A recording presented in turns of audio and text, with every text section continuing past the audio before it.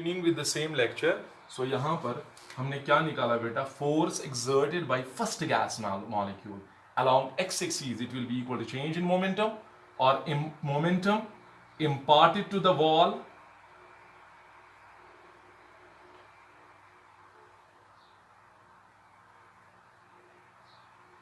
divided by time interval. So this is momentum imparted is 2m u1x, time interval is 2l by u1x. So यहाँ पर 2 और 2 cancel. So what is the force exerted by very first gas molecule along x-axis? X-axis means on this wall, along this axis. So that is m by l u1x square. But as per the question, हमें क्या निकालना है, pressure. लेकिन फिलहाल मैं क्या कर रहा हूं, अब मुझे बताओ दूसरा गैस मॉलिक्यूल बेटा कितना फोर्स डालेगा. F force exerted by second gas molecule along x axis, yes, वो कितना होगा, m by l, yes, u2x square. Yes, it is the force exerted by the second gas molecule along x axis. What is this u2x? It is the speed, or it is the component, velocity component of second gas molecule along x axis. या ये दूसरे gas molecule का हर वो velocity component है जो along x axis है, क्योंकि सारे गैस मॉलिक्यूल्स की velocity same, their velocities are varying as per the kinetic theory of gases. All the gas molecules do not move with the same speed. Each gas molecule has some definite velocity. All the gas molecules have varying velocity. तो इसलिए उसकी velocity ये रखी. Now tell me, ऐसे ही similarly F N X क्या आएगा, M by L U N X square. तो बताओ बेटा what will be the total force exerted by all the gas molecules along x axis. Yes, total force ft along x, it is the total force exerted along x axis. कितना होगा बेटा बताओ, it will be the sum. क्यों, अब आप बोलोगे sir vectors को कैसे सम कर सकते हैं, बिकॉज ये जो फोर्सेस हैं इनकी डायरेक्शन सेम है. What is F1x? It is the force exerted by first gas molecule along x axis. What is F2x? It is the force exerted by second gas molecule along same direction x axis. What is Fnx? अगर मैं यहां Fnx भी लिखूंगा, it is force exerted by another gas molecule along x axis. तो आपको पता है जब वेक्टर्स की सेम डायरेक्शन हो तो उनका रिजल्टेंट कैसे निकलेगा, उनका टोटल कैसे निकलेगा, बाय सिंपल सम. तो यहां पर टोटल फोर्स कितना पड़ेगा वॉल पे along x axis due to these n gas molecules, it will be equal to m by l, yes, u1x square plus m by l u2, मास सबका same है ना, u2x square plus so on m by l un x square. Okay, now this is the total force exerted by the gas molecules along x axis. Yes, now tell me, therefore what will be the pressure exerted by all the gas molecules along x axis? Let I name it as px. So what is px? It is the pressure exerted by all the gas molecules along x axis. तो बेटा वो pressure होता है force per unit area. Shell I right px as total force exerted by the gas molecules along x axis divided by area. आपको सीधे logical बात है, जिस वॉल को ये स्ट्राइक कर रहा है उसका एरिया लेना है. सिंस ये क्यूबिकल बॉक्स है इसका एरिया एल स्क्वायर आएगा. सो आप क्या लिख सकते हो यहां पे बताओ, ftx क्या लिखेंगे, ftx के बदले क्या लिखना है, m by l. ठीक है बेटा, वो कॉमन निकालेगी, या यहां पे मैं लिखूंगा a के बदले ftx को फिलहाल ऐसे ही रखो, a के बदले what is the area of the each wall, it is l square. Okay, ftx इसके बराबर है, इसमें से m by l कॉमन निकालेगी, यहां l स्क्वायर है, सो m by l क्यूब बाहर आएगा. अंदर क्या बचा बेटा, u1 x square plus u2 x square plus so on un x square. Okay beta, so this is the pressure exerted by all the gas molecules along x-axis. Is that clear? But you know, this small m is the mass of each gas molecule. Is that clear? Now बेटा मैं क्या कर रहा हूं, अब मुझे बताओ, अगर मैं देखना चाहता हूं what will be the total pressure exerted by all the gas molecules along y-axis, I mean to say on this wall like this, ये जो दो वॉल आ रहे हैं इस पे, फिलहाल हमने ये वाले वॉल्स लिए, अब मैं ये ले रहा हूं या ये ले रहा हूं, तो वो भी बेटा कितना आएगा। सिमिलरली कैन आई से वो सॉल्व करने के बगैर हम ऐसे लिख सकते हैं, pressure exerted by gas, total pressure exerted by all the gas molecules along y axis, वो इसके बराबर आएगा m by l q। Now tell me, यहां this u1x represents initial velocity of gas molecule 1 along x axis, लेकिन यहां क्या आएगा, यहां पे कौन सा कंपोनेंट लेना है, y component, it will be u1 y square. What is u1 y square? It is the velocity component of first gas molecule along y axis. क्योंकि y के साइड से प्रेशर डालने के लिए कौन सा कंपोनेंट रेस्पॉन्सिबल है, y कंपोनेंट। हॉरिजॉन्टल इन walls पे, जैसे ये वाला वॉल है और ये वाला वॉल है, इन पे प्रेशर डालने के लिए वेलोसिटी का कौन सा कंपोनेंट रेस्पॉन्सिबल है, x कंपोनेंट। तो ऐसे ही z को, ये वाले पीछे वाला वॉल और आगे वाला वॉल, इन पे प्रेशर डालने के लिए गैस मॉलिक्यूल के वेलोसिटी का कौन सा कंपोनेंट रेस्पॉन्सिबल है, इट इज z कंपोनेंट। सो यहां पर u1 y square plus u2 y square plus so on un y square. This will be the total pressure exerted by the gas molecules along y-axis. And what about z? Similarly, z का भी बेटा same आएगा, and pz, total pressure exerted by all the gas molecules along z-axis is equal to, I request to you, आप एक ही बार ये lecture watch नहीं करोगे, 2-3 बार आप वॉच करो ताकि आपको कुछ चीजें क्लियर हो। और अगर कोई भी प्रॉब्लम इसमें हो, प्लीज आप टेंशन मतलब आप मुझे कॉल करना, I can give you the better answer for it, ठीक है। कहीं पे भी कुछ भी कंफ्यूजन है, I can make it clear. So please कोई भी कंफ्यूजन इसमें नहीं रहना चाहिए, बड़ा इंपॉर्टेंट टॉपिक है। I told you that it is bit complicated, but इंशाल्लाह I will make it simple. And अगर फिर भी कोई कंफ्यूजन रहा, ये वॉच करने के बाद, 2-3 बार वॉच करने के बाद भी किसी को समझ नहीं आ रहा है, सो नो इश्यूज, आप फोन करोगे, मैं इंशाल्लाह वो क्लियर करूंगा। Now tell me, what is the pressure exerted by all the gas molecules along z axis? m by l cube. Yes. What are the components which are responsible for the pressure exerted on the z axis of the wall? It will be the z components, u1 z square plus u2 z square, yes, plus so on un z square. Okay, now बेटा हमें question था, what is the overall pressure exerted by the ideal gas, ये नहीं लिखा था कि किस wall पे। तो अब क्या करोगे आप, since the pressure is a scalar quantity, is that clear? कभी कभी हाइड्रोस्टैटिक प्रेशर में हम इसकी और एक तारीफ करते हैं। फिलहाल आप समझो, यहां पर ये जो प्रेशर है, हम इसको कैसे, हम ओवरऑल प्रेशर कैसे निकालें। बहुत जगहों पे प्रेशर के बारे में लिखा है that it is tensor, it has different values along different directions, but इंशाल्लाह in fluid mechanics it has some different concept. So फिलहाल आप इतना याद रखो।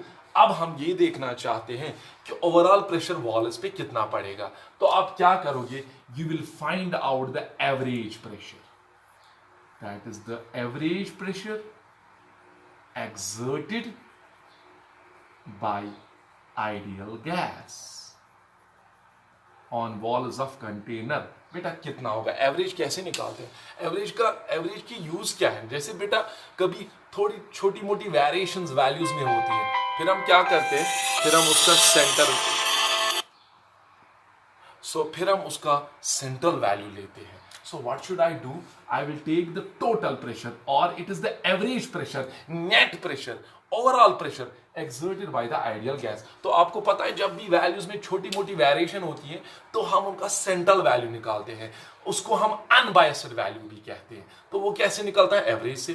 तो यहां पर भी pressure along x, pressure along y and pressure along z, इनमें उतनी वेरिएशन नहीं होगी, तो इसलिए हम अर्थमेटिक मीन लेंगे। एवरेज लेंगे, so that will be equal to sum of observations px plus py plus pz, sum of observations divided by number of observations, that is 3.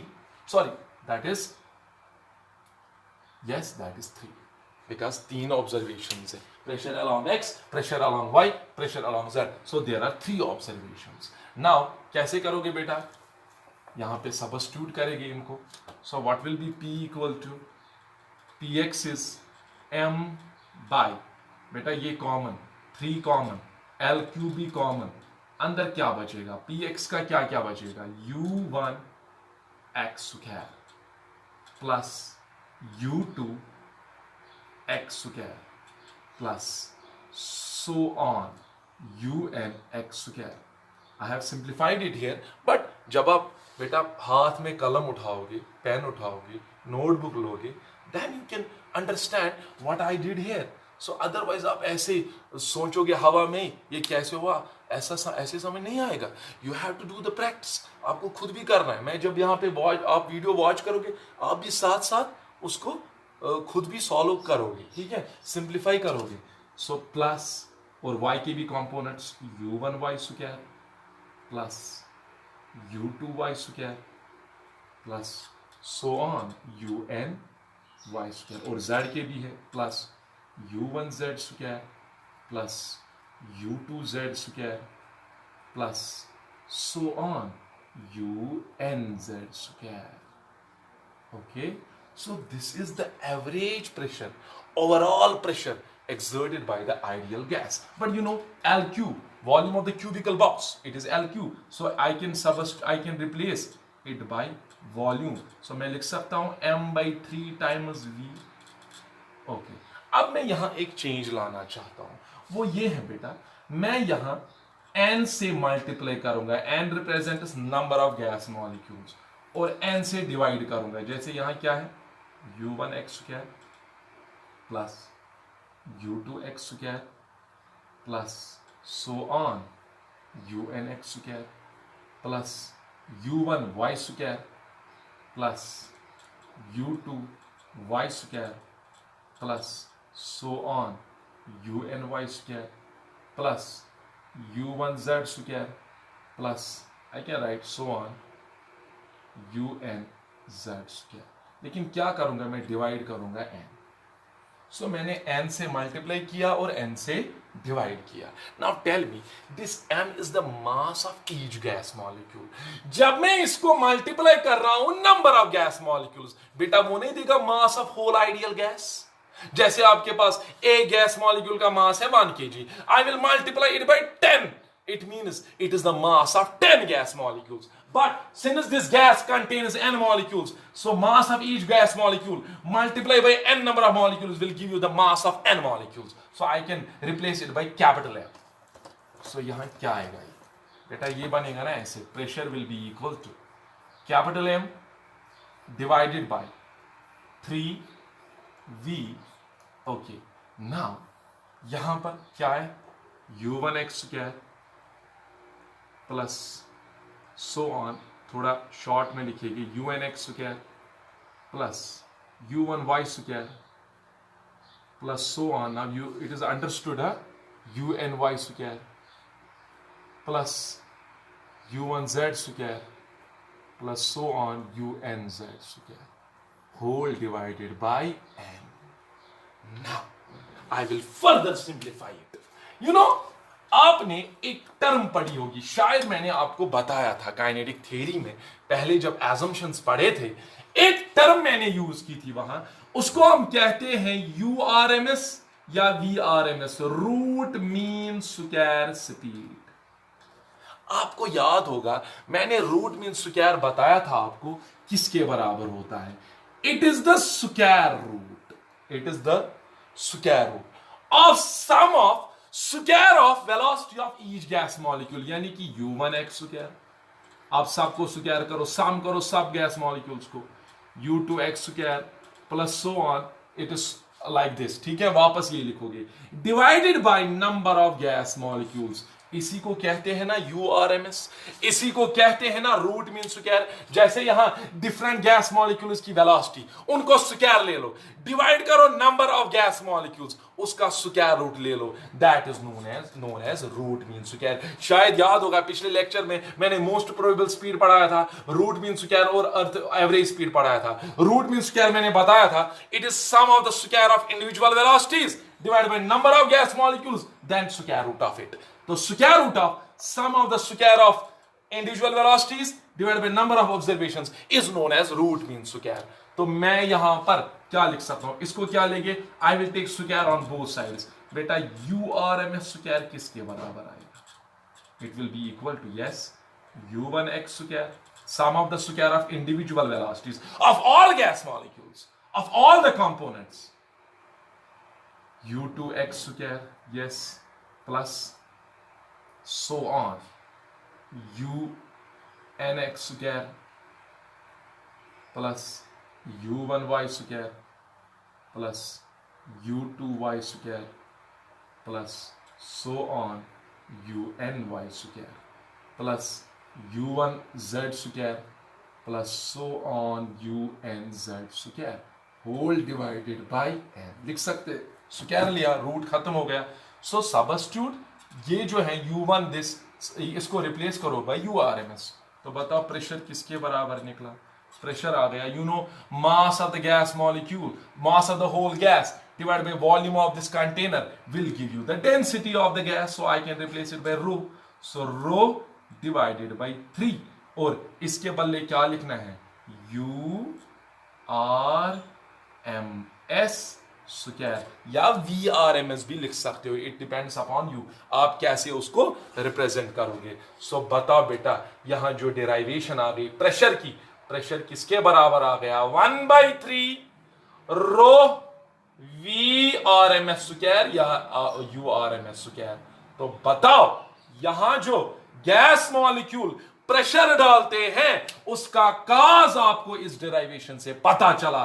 What is the cause of pressure exerted by the gas, the cause is because of the root mean square. The cause is because of these gas molecules which move randomly in all possible directions, then they collide with the wall of container. As a result, it leads to the pressure, it leads to the development of pressure exerted on the walls. So इस derivation से आपने क्या किया, आपने pressure को लिया, it is a macroscopic quantity, आपने root mean square velocity Lee, it is a microscopic quantity. So इस derivation से आपने macroscopic quantity और microscopic quantity को आपस में relate किया. That's why I told you kinetic theory of gases is such a branch which interconnects microscopic and macroscopic quantities. So yahan pe aapko pata chala what is the cause of pressure. It is due to the random motion of the gas molecules, it is due to the speed of the gas molecules, it is due to the root mean square of the speed of the gas molecules. तो आगे जाके interpretation पढ़नी है, तो फिलहाल मैंने derivation दिखाई, I will elaborate it further in the next lecture. So फिलहाल यहाँ पे मैंने ये फिनिश किया। कोई भी प्रॉब्लम हो इसमें प्लीज आप मुझे बताओ, but it need a practice, it needs a practice. तो एक बार आप खुद भी नोट बनाओगे आज ही, जब आप ये वॉच करोगे ऑन टाइम करना वॉच, और फिर देखना कैसे मैंने इसको, कैसे आप इसको सॉल्व कर सकते हो। कोई भी क्वेरी हो please call. So thank you so much, अस्सलाम वालेकुम।